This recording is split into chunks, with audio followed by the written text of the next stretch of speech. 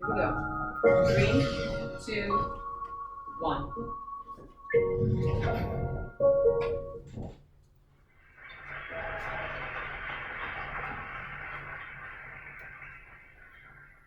Everybody knows somebody who hates their job. And maybe that somebody's even you. In fact, half of the people in the United States who work would do something else for a living if given the chance. That's an epidemic. Hey, look, I know it's hard to change. It's easier to stick with the devil you know.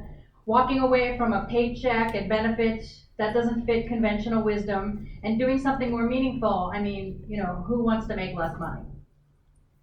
But when I think about this subject, I think of my grandfather, my immigrant grandfather, who left Poland alone on a boat at 17 years old to go to New York City.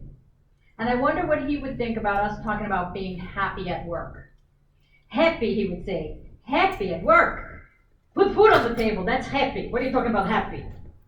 My dad's first generation American. He was the first to go to college, the first to have a good corporate job.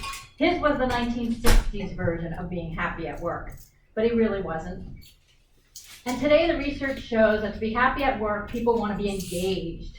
They want to have mastery over their subject matter. They do want to know that what they do matters more than the paycheck they get. So if we know that, why is it that 50% of us can't figure out what we want to do with our life? Well, I think it's because when we're in doubt, we look to our resume. We look to our credentials, what we're qualified to do. And what we're qualified to do is not necessarily what we're meant to do. It isn't necessarily what's going to bring us satisfaction. Think of an egg, if you will. From a little hummingbird egg to an ostrich egg, all of them are a roundish shell. For people, that shell are our credentials, our track record, our accomplishments, and our resume. A lot of us get attached to that shell. It becomes our identity, and that's what makes it hard to change. But to get to the good stuff, you have to crack the egg open, because inside is the yolk, the golden center. That's where the DNA is. That's what determines how each egg is unique. And for people, I call that yolk their life blueprint. So everything that can be taken away is the shell, the status, your identity, what people think of you, the perks, the salary. But what can't be taken away is the yolk, and that's where the discovery of career satisfaction can happen.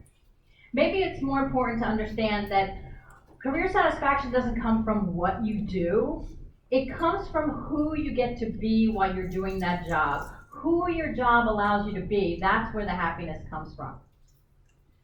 So the shell is what you do, but the yolk is who you get to be. When I was in my 20s, I wanted nothing more than to be a Broadway star. Well, I did reasonably well. I mean, I got my union card, I worked in reputable theaters, and I gave myself 5 years to make it, and at year 8, I was still waiting on tables. And so I grew despondent, I really did. I was almost suicidal over the fact that I thought that I failed, that the only thing I ever wanted, why hadn't this dream come true for me? I'd worked so hard, I invested so much. 10 years after I left show business, I had an epiphany about this. I remembered a scholarship that I was up for an acting program where they asked me, what would be possible if you were successful as a performer? And the answer came to me in a flash. But I knew it was like the right answer, the Miss America pageant answer, the eldest child answer, the I'm gonna get the scholarship answer.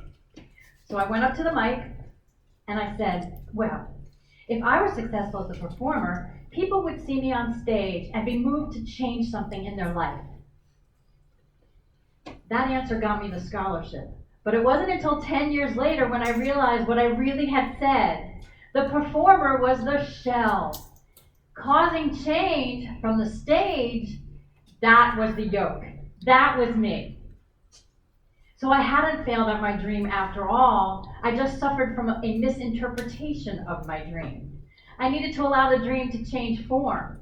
And I think that's what's wrong for a lot of us when we can't figure it out, is no one's taught us to pull the dream apart and understand the true significance of it. We're told we can be anything we want to be when we grow up.